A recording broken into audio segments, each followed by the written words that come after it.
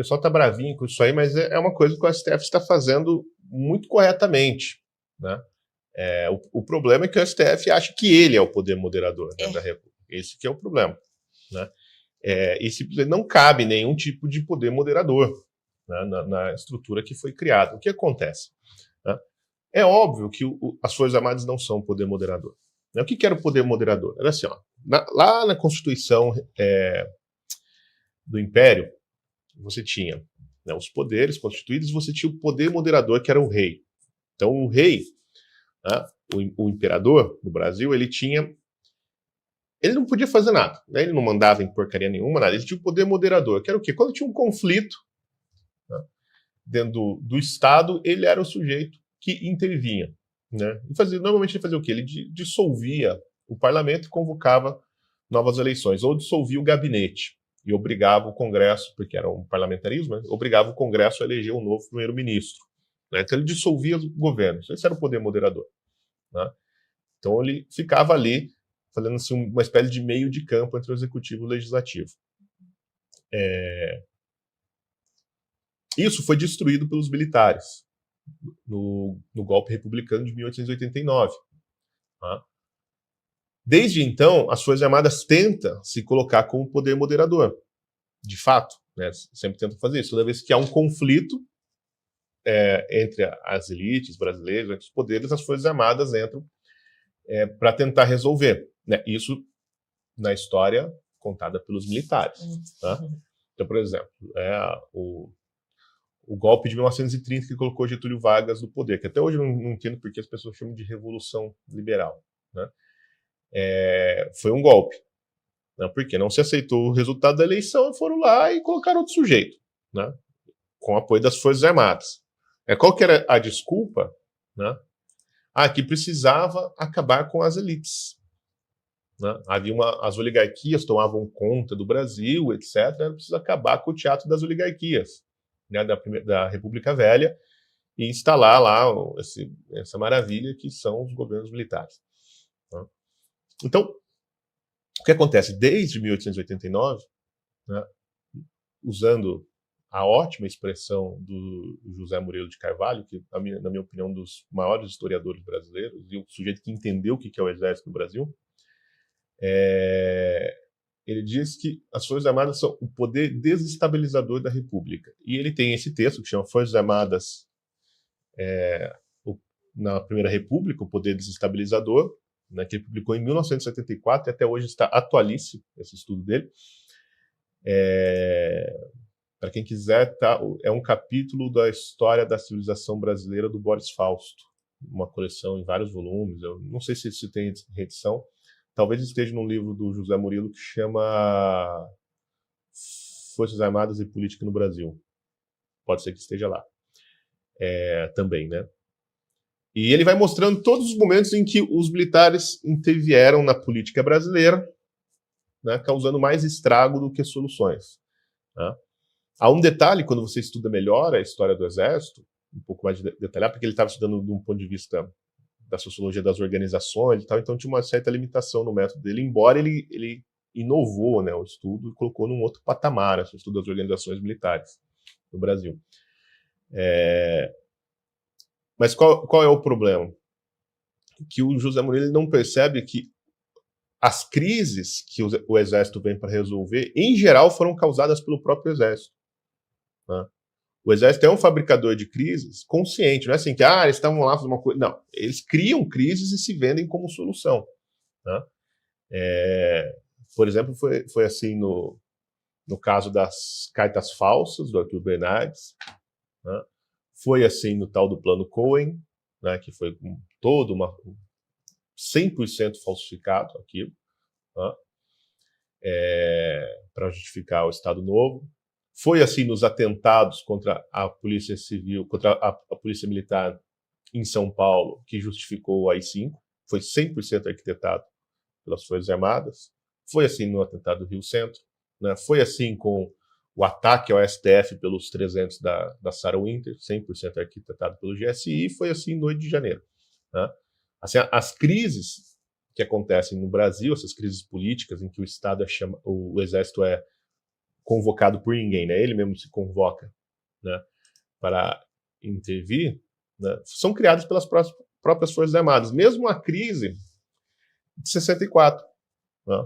Quem inviabilizou, quer dizer, uma das forças, né, que inviabilizaram o governo do Jango foi os próprios militares que compunham o seu gabinete de guerra, né, os ministros militares, que estavam lá contra o Jango, que era uma besta quadrada mesmo. Né? Mas assim, eles detonaram o governo do sujeito, e aí não tinha outra solução a não ser arrancá-lo, porque o governo estava inviabilizado. Então, assim, o que eles alegavam? Há um impasse, né, entre o presidente da República e o Congresso. Então, travou tudo. Daí eles inventaram a história de comunismo, não sei o que, aquela porcaria toda, né, para justificar o que estavam fazendo. Mas havia um impasse criado pelos próprios militares que eles queriam se resolver. Então, assim, é uma força de desestabilização da República. É óbvio que é assim. Tá? Não há nenhuma justificativa para as Forças Armadas estarem acima do poder civil. Veja, uma sociedade, ela não pertence a ninguém. A sociedade, né, ela é o conjunto das decisões do próprio povo. E o Estado é uma expressão da sociedade. É uma organização criada pela própria sociedade. Não existe, assim, primeiro veio o Estado, né, e aí o Estado criou a sociedade. E em cima do Estado estão as Forças Armadas. Que é assim que os militares pensam. Isso está lá na doutrina de segurança do Exército, né? A doutrina de segurança nacional do Exército é assim. Né? O que se aprende na Escola Superior de Guerra é exatamente isso, que a sociedade brasileira é uma função, uma expressão, uma concessão das Forças Armadas.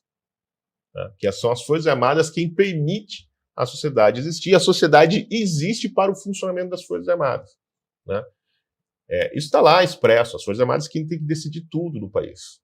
Né? Porque todas as forças econômicas, morais, sociais, psicológicas, né, todos os recursos da sociedade devem estar voltados para a estratégia de defesa. Num país que não entra em guerra desde a Guerra do Paraguai, certo? Então, há 200 anos. Todos os recursos sociais devem estar voltados para a estratégia de defesa. Quem determina a estratégia de defesa? As Forças Armadas. Então, todo o desenvolvimento do país deve ser controlado pelas Forças Armadas. Eles dizem isso está lá e é isso que eu chamo de positivismo militar. Né? Eles dizem isso orgulhosamente e eles acham que isso não é ideologia. Né? Eles acham que isso é só assim, a pragmática militar normal, etc. etc. Né? E com base nessa ideologia dirigista, né, e utópica e revolucionária das Forças Armadas, tá? Eles acreditam que pode mandar em tudo, no país todo. Então eles acreditam que pode fazer todas as intervenções que eles bem entenderem, tá? Nos poderes constituídos. Quando não, assim, é óbvio que as Forças Armadas têm que estar submetidas ao poder civil. É óbvio que quem tem que controlar a Escola Superior de Guerra é o poder civil. Quem tem que discutir o currículo dos militares é o poder civil. Não pode deixar esses caras sozinhos na Escola Superior de Guerra inventando historinha de quem tem que mandar no Brasil. É óbvio que eles devem ser supervisionados pelo poder civil. Né? Isso é uma obviedade, mas não é pelo STF. Aí está o problema. Quem tem que fazer isso é o Congresso brasileiro, não é o STF. Né? Então, assim, agora tem coisa que o STF está fazendo que é correto, por exemplo. O Exército não pode fazer segurança interna do país. Né? Esse negócio de GLO é totalmente errado, isso aí tem que acabar. Por que está na Constituição? Porque foi lobby dos militares durante a Constituinte. Mas não tem que ter. Né? Militar tem que cuidar de fronteira, tem que cuidar da paz, entendeu? Contra os inimigos externos. Né? Toda vez que o Exército é chamado para cuidar dos problemas internos do país, né, dá merda. É só ver o que foi a intervenção federal no Rio de Janeiro, que foi um fracasso completo. Né? Teve o caso que o Exército executou o Edivaldo Santos, lá, aquele músico que estava indo no chá de bebê da afilhada dele, junto com 2 mulheres no carro, uma criança e o cunhado. Né? E o carro foi alvejado por 86 disparos de fuzil.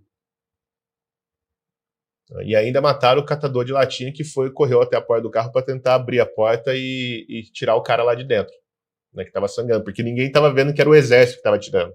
Tá? Então, assim, o Exército não é para fazer isso. Né? Quem lê lá a cartilha, né, de engajamento do Exército sabe que, bom, se esses caras forem engajar na rua assim com a população civil, vai dar merda. Né? Assim, o Exército não é para construir estádio e lugar de prática esportiva para as Olimpíadas. Não, o Exército não é para fazer a segurança de atletas da Olimpíadas, nada disso. O Exército não é para nada dessas coisas. Não? O Exército vai ficar lá no quartel, na fronteira, impedindo que boliviano e venezuelano entrem no Brasil. Não os refugiados, estou falando de bandidos, criminosos, né? Guerrilha, é para isso. Não é para matar pernilongo na selva, né? Para construir ponte. O Exército não é para essas coisas. O Exército é uma máquina de guerra. Né? E essa máquina de guerra tem que ser controlada pelo poder civil, é óbvio. Então, assim, o STF está correto nisso. Qual que é o problema? O problema é que quem devia estar fazendo isso era o Congresso. Né? Porque é o Congresso que é o poder moderador. Essa é a ideia. O Congresso é o Congresso que resolve os problemas do país, os conflitos. Não é nem o STF, nem o Executivo, nem as Forças Armadas. As Forças Armadas é um bando de funcionário público que tem que obedecer o Congresso e o Executivo. E suas funções, suas prerrogativas constitucionais. Assim, agora, como assim? Eles estão abaixo do povo na Constituição, né? Estão abaixo dos poderes e eles têm, miraculosamente, por meio do artigo 142, esse poder de sair da Constituição e decidir o que vai acontecer. Não existe nenhum poder extraconstitucional na Constituição, embora o STF acredite que ele seja esse poder, mas não é.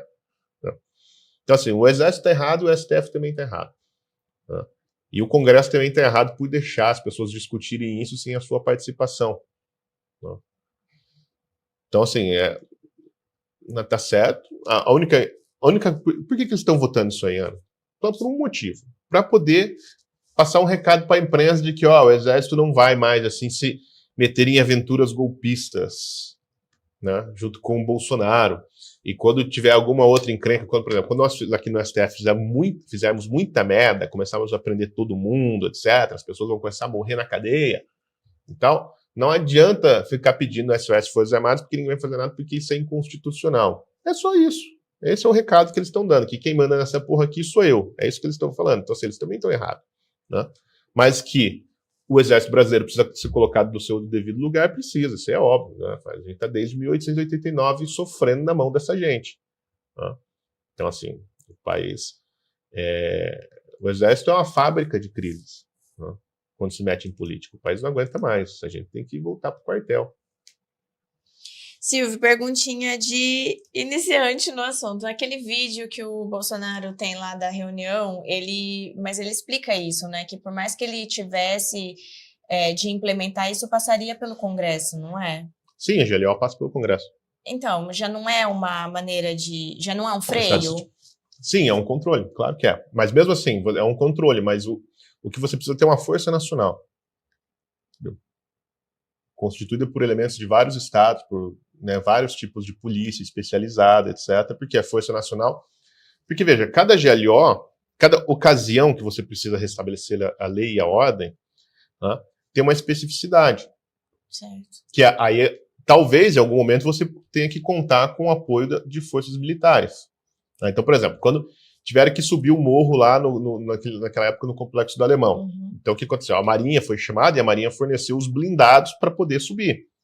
Porque daí sem blindado não sobe. E as forças policiais do Rio de Janeiro não tem. Tinha lá o caveirão e tal, mas não tinha os blindados que precisavam.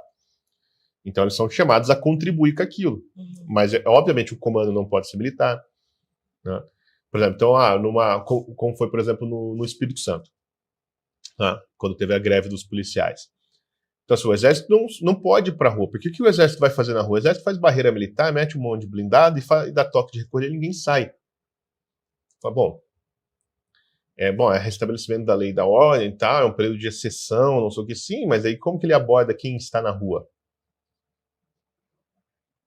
Vejam, Exército não foi feito para fazer prisioneiros, para prender. O Exército não tem camburão. Ele tem tanque de guerra. Justamente por quê? Porque ele não é para levar ninguém preso, é para matar as pessoas. Entendeu? Então, como que o Exército faz abordagem de rua? Não faz. Esse é o ponto. Entendeu? Então, assim, o país tem que ter uma força nacional, né, capaz de atuar nos vários momentos em que você precisa, né, assim, de um momento de crise, de segurança pública, de catástrofes naturais, etc., poder atuar. E, obviamente, isso não é o Exército quem deve fazer. O Exército pode até participar de alguma maneira. Né? E aí essa força nacional, para ser convocada, também precisa passar por teria que passar por esses trâmites, né? Passar pelo Congresso, etc., etc., né? Pela votação do Congresso, pela aprovação do STF. Né? Agora, o Exército anda muito legalista, né? Assim, ele adora falar da legalidade, que não sei o quê. É que eles têm um tribunal também, né? Que tem, na minha opinião, tem que acabar também. Pode ser assim, do Tribunal Militar, a Justiça Militar, porque o cara roubou uma galinha lá dentro do quartel. Tá. Aí ele é julgado lá pelas regras lá do quartel, certo. Entendeu? Né? Agora, por exemplo, esses soldados, o cabo e os soldados que mataram o músico lá no Rio de Janeiro, que foi uma execução, né? Eles estão soltos. Então, porque eles estão sendo julgados pela Justiça Militar e eles estão soltos. E eles estão sendo, assim,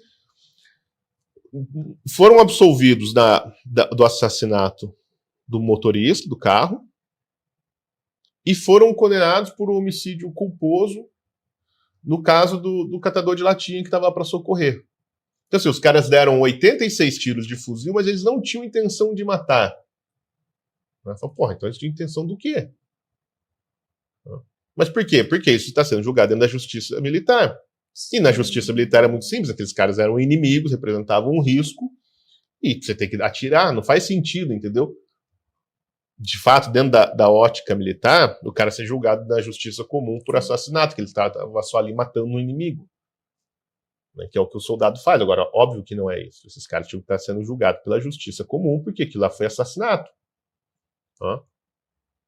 Então, assim, a justiça militar tem que ter os seus poderes muito mais limitados. Né?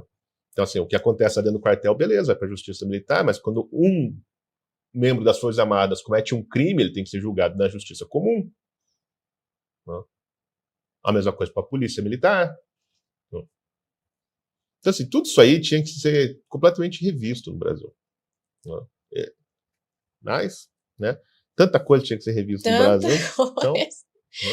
Olha, quem está querendo rever coisas aqui. Mas assim, diga. O ponto é o seguinte, Ana. Fato. Que as pessoas... Olha, tem um vídeo meu de 2016, eu acho, no meu canal no YouTube, vocês podem procurar, que eu conto um pouco essa história. É num congresso de filosofia lá no Espírito Santo. As Forças Armadas brasileiras, sobretudo o Exército, eles são o germe do movimento revolucionário do Brasil. E se vocês não entenderem isso, vocês não vão entender nada sobre o que é o Exército. Por isso que aqui no BSM nós acertamos tudo que aconteceu ano passado, que nós falamos, que era uma burrada, ir para frente do quartel, que nada ia acontecer, que vocês estavam pedindo ajuda para as pessoas erradas, etc, etc. Porque nós conhecemos, a gente sabe o que é o Exército. O Exército é o movimento revolucionário do Brasil. Veja, o Partido Comunista surgiu dentro do Exército. O maior líder do Partido Comunista até hoje era um capitão do Exército. Então, assim, por quê? Porque eles têm exatamente a mesma mentalidade. Né? O Exército Brasileiro foi o primeiro movimento revolucionário que surgiu. Movimento revolucionário na definição do Olavo, tá? Que querem construir uma sociedade, reconstruir a sociedade de cima a baixo mediante a concentração do poder em suas mãos. Isso é o Exército. Né? E o Partido Comunista, vamos dizer, é a outra cabeça da Hidra. Entendeu? É um monstro que tem duas cabeças, uma é verde e amarela, a outra é vermelha. E eles ficam brigando, né, desde 1889 para ver quem manda no país. O Partido Comunista surgiu mais tarde. Tá? Mas desde então eles estão brigando. Mas o Partido Comunista surgiu como uma espécie de dissidência desse movimento revolucionário. Né? Surgiu na esteira do movimento tenentista das primeiras décadas do século XX. Né? Foram os tenentes que fundaram o Partido Comunista. Então, assim, se vocês não entenderem isso, que o Exército Brasileiro, tal como ele entende a si mesmo, é o movimento revolucionário no Brasil, eles vão continuar errando. Por isso que essa gente não pode estar dentro da direita, não pode ter relação com o movimento conservador, e a gente tem que fazer de tudo para submeter o Exército ao controle civil e acabar com a ideologia da Escola Superior de Guerra. Agora, não adianta a gente falar que a gente quer fazer isso e dar na mão desses caras, né? Porque vai ficar pior. Entendeu? Se for deixar o PT fazer o currículo da Escola Superior de Guerra, vai piorar tudo.